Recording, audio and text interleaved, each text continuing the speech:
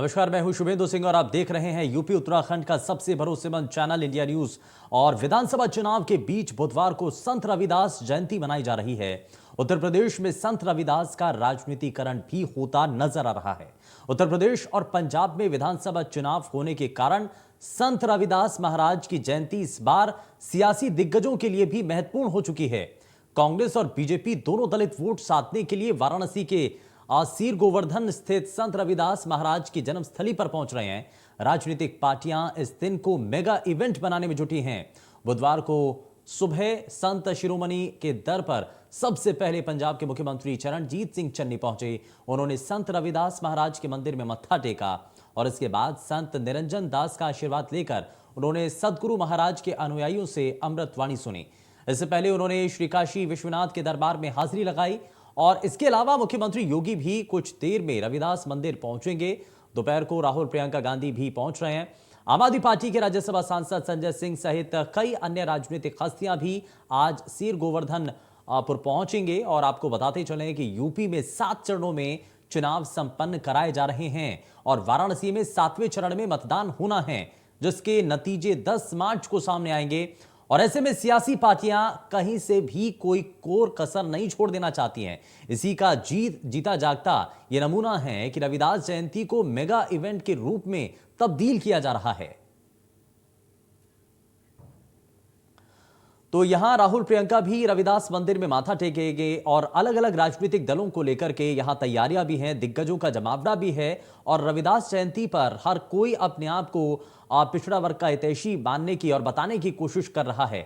लेकिन इस सब के अंदर, इस रेस के अंदर, चाहे वो पंजाब के सीएम चन्नी हों, चाहे वो उत्तर प्रदेश के मुखिया हों, चाहे वो अलग अलग राजनीतिक दलों के नेता हों, राहुल प्रियंका भी आज रविदास जयंती पर पिछड़ा वर्ग को साधने के लिए लगातार कोशिश कर रहे हैं। लेकिन इन कोशिशों में कितनी सफलता अलग अलग राजनीतिक दलों को मिलती है, ये फिलहाल देखने वाली चीजें हैं। लेकिन इसको लेकर के सियासी जो जंग है वो शुरू हो चुकी है और सियासी रेस भी इसमें फिलहाल नजर आ रही है। हर पॉलिटिकल पार्टी का बड़ा नेता इस रेस के अंदर अपने आप को आगे करने के लिए कोशिश कर रहा है। और इसीलिए संत रविदास जयंती पर जब सभी जो बड़े दिग्गज नेता हैं, या तो कई नेताओं के द्वारा मत्था टेका गया है, या फिर कुछ नेता ऐसे भी हैं जो कि अभी इस कतार में शामिल होना चाहते हैं।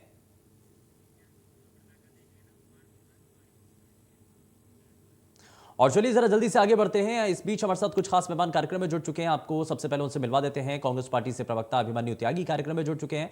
बहुत स्वागत है अभिमन्यु जी। और एसपी से प्रवक्ता जिनेंद्र अर्कवंशी हमारे साथ कार्यक्रम में जुड़ चुके हैं। बहुत स्वागत है सर आपका। और भारतीय जनता पार्टी से प्रवक्ता अमृता हमारे साथ कार्यक्रम में जुड़ चुके हैं। अमृता जी, बहुत स्वागत है आपका कार्यक्रम में।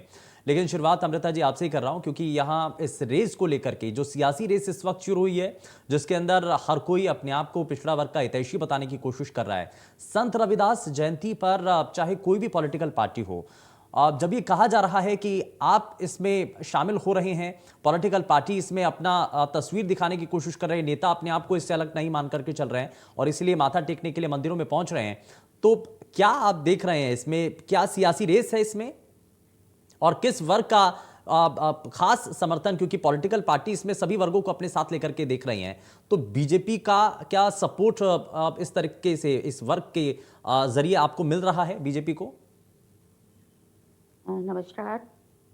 सबसे पहले तो गुरु रविदास जी को नमन।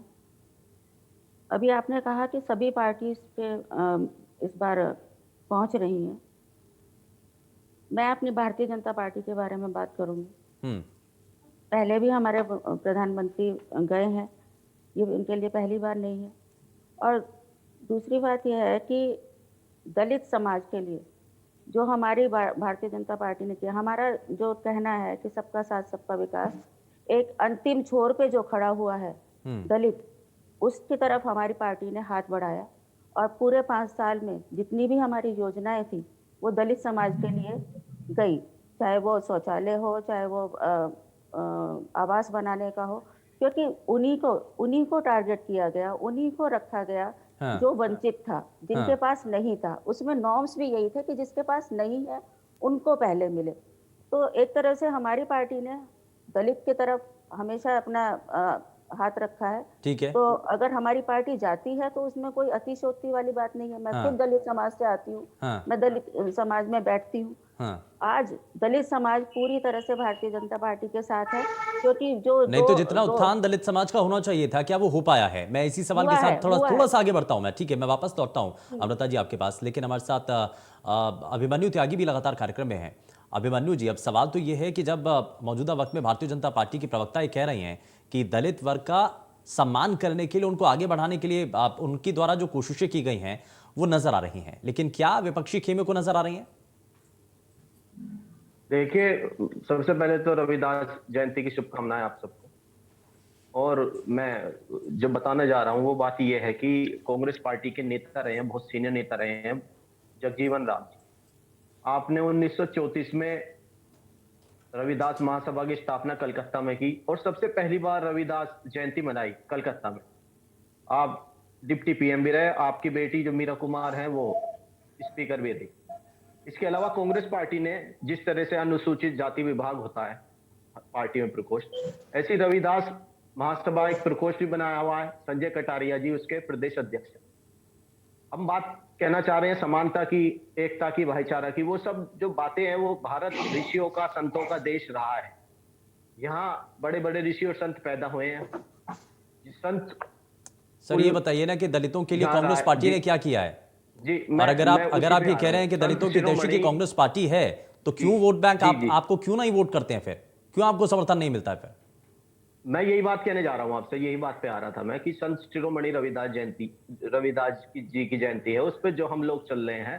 कांग्रेस पार्टी ने आरक्षण दिया। देखिए, कांग्रेस पार्टी ने स्कॉलरशिप दी, कांग्रेस पार्टी ने पढ़ाई के लिए आरक्षण दिया, नौकरियों में आरक्षण दिया। ये कोचिंग के लिए कांग्रेस पार्टी ने अलग से एक सिस्टम बनाया, फ्री कोचिंग का, वो SC ST के लिए बनाया। कांग्रेस पार्टी लगातार इस पे प्रयास करती रही है कि जो मुख्य धारा में दलित समाज के बच्चे वो आगे आए। एक तरफ ये परंपरा है जो हमने सीखी आज भी प्रियंका संत गांधी और राहुल रविदास गांधी जैसे आ रहे बड़े हैं। लोगों से, वो लगातार आते हैं। राहुल गांधी जी, प्रियंका गांधी जी लगातार आते रहे हाँ, हैं। एक परंपरा है जो आज एकता और आने से कुछ भाईचारा की। परिवर्तन होने जा रहा है? जी, हम राजनीति नहीं कर रहे हैं, हम बात कहने चाह रहे हैं कि जो हम जिस परंपरा को मान रहे हैं कि जो एक परंपरा है वो एकता और भाईचारे की, जो है वो जो हम इनसे सीखी है। एक परंपरा है देश को तोड़ने की, हाँ। वो है कि हाथरस का इंसिडेंट हुआ, वो दलित समाज की बेटी थी। सोनभद्र में आदिवासियों पर गोली चलाई, उनकी जमीन कब्जाने का प्रयास हुआ, वो आदिवासी समाज के लोग थे। इसी तरह अरुण वाल्मीकि की हत्या हुई। मेरठ के रहने वाले ही है मोनिंदर सूद वाल्मीकि जी, उन्होंने जो हाथरस की घटना हुई, दलित समाज की बेटी को रात को जला दिया गया था जब उसके साथ अन्याय हुआ था, उन्होंने उस मुद्दे को उठाया और वो बाद में वो मूवमेंट बना।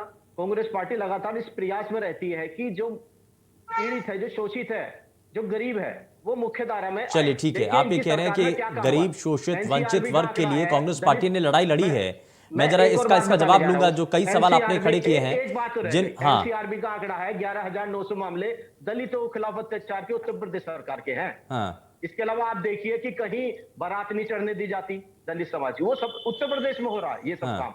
जहां साधु के तौर पे मुख्यमंत्री जी बैठे हुए हैं, इनकी सरकार में देखिए कितनी छुआछूत हो रही है। मोदी जी कहते हैं स्वच्छ भारत अभियान हमारे स्वच्छकार समाज को मिलने से चलिए ठीक है, मैं इस पर जरा जवाब ले लूंगा अमृता जी से, लेकिन जरा जैनेंद्र जी को जोड़ रहा हूं मैं। जैनेंद्र जी, अब ये कहा जा रहा है कि दलितों के साथ अगर आज भी अन्याय हो रहा है तो उसके लिए चाहे वो आज की सरकार हो, चाहे इससे पहले की सरकार हो, सभी की जिम्मेदारी इसमें बनती है।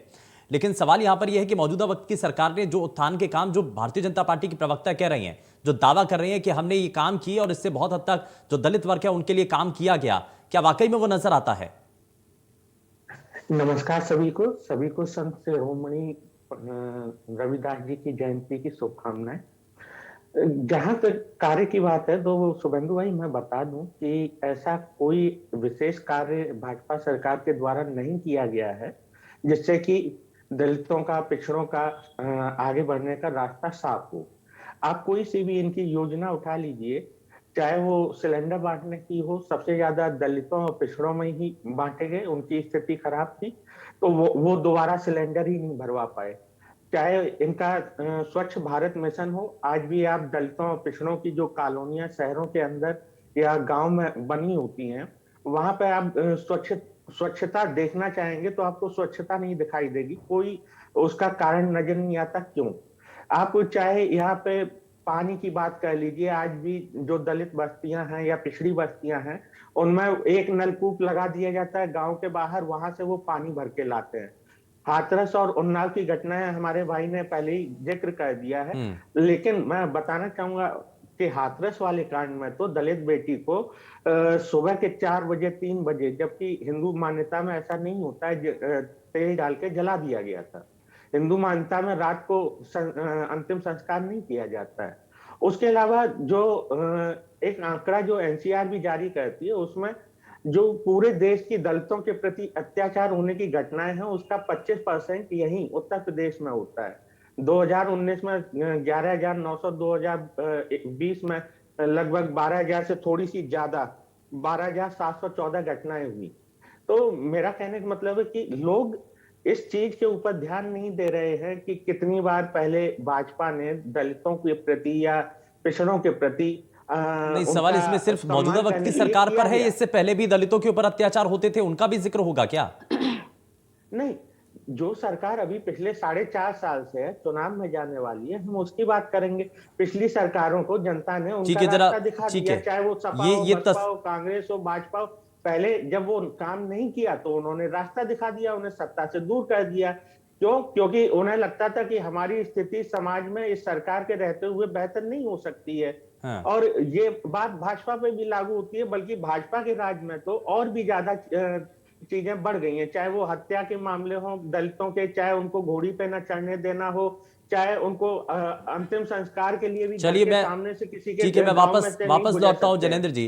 कई सवाल आपने खड़े किए, अमृता हमारे साथ हैं, भारतीय जनता पार्टी की प्रवक्ता, मैं उनसे जवाब लूंगा, लेकिन उससे पहले जरा ये तस्वीरों का जिक्र करना भी बड़ा जरूरी है, क्योंकि आज संत रविदास जयंती पर योगी आदित्यनाथ वाराणसी पहुंचे हैं और इसी से जुड़ी हुई ये तस्वीरें भी आप देख रहे हैं, और पूजा वहां पर मंदिर में जाकर के कर रहे हैं, लेकिन वहां पर दर्शन भी किए गए हैं। और साथ ही साथ इसमें चाहे वो भारतीय जनता पार्टी के कई बड़े दिग्गज नेता हों, चाहे वो कांग्रेस के हों, चाहे वो अन्य राजनीतिक दलों के नेता हों, आज संत रविदास जी को याद करते हुए उनके बताए हुए रास्तों पर चलने की जब बात की जा रही है, लेकिन अमृता जी, सवाल तो यह है कि इसमें सियासत भी हो रही है, इसमें अगले चरण के चुनावों को साधने की कोशिश भी है। नहीं, ऐसा ऐसा आपका सोचना गलत है, क्योंकि ये आपको नहीं इसलिए हो रहा है लग तो रहा बता है दीजिए।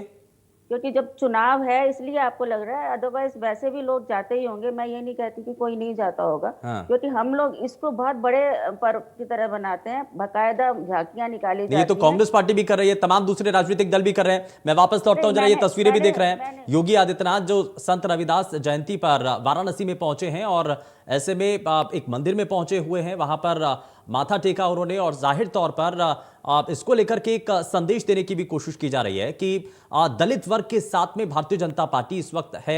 और इसी तरीके से चाहे वो दूसरे राजनीतिक दल हों, दोपहर को भी ऐसी तस्वीरें, क्योंकि ये माना जा रहा है कि कांग्रेस पार्टी के भी कई बड़े नेता और तमाम दूसरे राजनीतिक दलों के नेता भी इसी तरीके से संत रविदास जयंती को लेकर के अलग अलग जगहों पर ये कार्यक्रम में पहुंचेंगे, शिरकत करेंगे। मैं जरा अमृता जी, जरा जल्दी से जवाब दीजिए इस पर।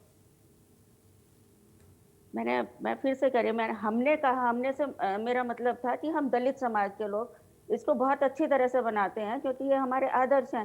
तो उसमें अगर कोई भी किसी भी पार्टी का कोई आता है तो उसमें कोई आपत्ति हमें नहीं है। और भारतीय जनता पार्टी तो हमेशा से दलित के साथ खड़ी हुई है। अभी कांग्रेस के भाई की बात चल रही थी, मैं उसके बारे में जवाब देना चाहूंगी। 70 साल तक दलित ने किसी और पार्टी की तरफ नहीं देखा था, बिना वोट मांगे कांग्रेस को वोट दी जाती थी।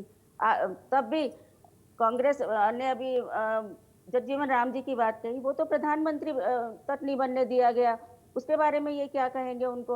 और रही बात दलित नेता हमारे हुआ करते थे, बीपी मौर्य जी, जो एक दलित समाज के लिए सदैव मुखर रहा करते थे, उनको खत्म करने का कार्य कांग्रेस ने किया। तो कांग्रेस सिर्फ जगजीवन राम जी के बाद किसी और नेता को क्यों नहीं आगे बढ़ा पाई? क्या दलित समाज का कोई नेता कांग्रेस में आगे आने लायक नहीं था? इनको उन बातों का जवाब देना चाहिए। अभी ये बात कर रहे थे कि हाथरस की बात कर रहे हैं, इनके भरतपुर में दलित महिला के साथ, दलित बेटी के साथ में रेप हुआ और उसके पूरे परिवार को मारा गया, खड़ी फसल को जलाया गया, उसके बारे में ये कुछ नहीं कहेंगे। दलित राजस्थान में तो दलित युवक का हाथ बाइक को लग गया, तो उसी की वजह से उसे पीट पीट के मार डाला गया और किसी ने जाके नहीं देखा, उसके बारे में ये कुछ नहीं कहेंगे। ये कौन सी जमाने की बातें कर रहे हैं? अगर कांग्रेस ने दलित का साथ दिया होता तो दलित कहीं नहीं जाता, क्योंकि दलित शुरू से ही इनके साथ हाथ जोड़ के खड़ा हुआ था कि हमें आगे बढ़ाया जाए। लेकिन 70 साल तक इन्होंने सिर्फ और सिर्फ उसे वोट बैंक की तरह देखा, सिर्फ और सिर्फ चुनाव के समय में इनके पास जाना, उनके आगे बढ़ाने का कोई कार्य कांग्रेस ने नहीं किया था। और जबकि हमारी भारतीय जनता पार्टी में हमारे जो प्रेरणा स्रोत हैं पंडित दीनदयाल उपाध्याय, उनका ही कहना था कि जो अंतिम पायदान पे खड़ा हो उस व्यक्ति को विकास की तरफ लेके जाया जाए, और जिसको लेके हमारी भारतीय जनता पार्टी निरंतर प्रयास कर रही है और आगे बढ़ाने का कार्य कर रही है। इसमें कोई भी अतिशयोक्ति नहीं है। चलिए, यानी कि आप ये कह रहे हैं कि दूसरे राजनीतिक दल चुनाव आ गए हैं इसलिए वो जाकर के मंदिर में जाकर के माथा टेक रहे हैं। त्यागी साहब जरा जवाब दीजिए, चुनाव है सिर्फ इसी वजह से ये सब कुछ किया जा रहा है? देखिए, सबसे पहले तो मैं मैडम को एक बात बता दूं कि हमारा जो घर है वो बीपी मौर्य जी के करीब ही रहा है, तो मुझे थोड़ी जानकारी है। मैं कि भी तो जानती हूँ। मैडम मैं थोड़ी सी बता देता हूँ आपको कि एक तो गाजियाबाद जिले का निर्माण बीपी मौर्य जी ने कराया। मैं खुद गाजियाबाद से बिलोंग करती हूँ। जी मैडम, मैं गढ़मुक्तेश्वर से बिलोंग करता हूँ और वो जनरल सीट से चुनाव लड़ते थे। गढ़मुक्तेश्वर से बिलोंग करते हैं तो मैं अपना परिचय दे दूं आपको। मैं हापुड़ जिले की जिला पंचायत अध्यक्ष रही हूँ, अगर आप जानते हो तो। हाँ जी, मैं झड़ीना गांव से हूँ। हाँ जी, मैं गई हूँ। हाँ जी, तो हम कह रहे हैं कि हम तो उस परिवार के निकट रहे हैं। उन्होंने निर्माण कराया, इसके अलावा जनरल सीट से लड़ते थे और गढ़मुक्तेश्वर तहसील का निर्माण करा। आप मैडम, आप खुद जिला पंचायत अध्यक्ष नहीं है, आप देखिए उन्होंने इतना काम कराया कि उसके बाद नहीं, त्यागी साहब काम कराने के पीछे कोई सवाल नहीं उठा रहा है। सवाल तो ये है कि पार्टी, देखिए सवाल तो ये है ना कि जो मौका उनको मिलना चाहिए था आगे बढ़ाने के लिए, जो कोशिशें होनी चाहिए थी वो कोशिशें नहीं की गई थी, उनको आगे बढ़ने नहीं दिया गया। सवाल तो यहाँ से शुरू हो रहे हैं ना। कहा तो ये जा रहा है कि आगे बढ़ने नहीं दिया गया, क्यों नहीं बढ़ने दिया गया?